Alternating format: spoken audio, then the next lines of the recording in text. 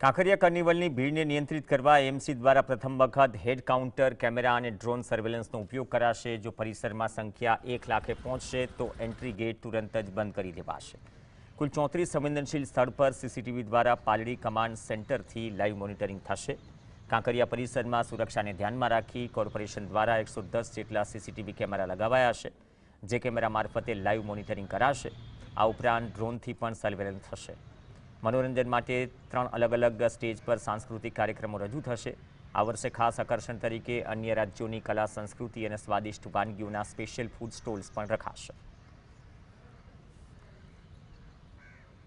विशेषता જોઈએ તો પહેલા દિવસે ડ્રોન શો એનું પણ આયોજન કરવામાં આવ્યું છે અને જે કાર્નિવલ પરેડ જે ગયા વર્ષે આપણે કરી હતી એનું પણ આ વર્ષે આયોજન કરવામાં આવ્યું છે। વિશેષતા જોઈએ તો એની અંદર આ વખતે આપણે એવા કેમેરા લગાવવામાં આવે છે કે જેના દ્વારા આપણે સંખ્યા જે છે આવનારની સંખ્યા એને આપણે કાઉન્ટ કરી શકીએ। આ વખતની એક વિશેષતા રહેવા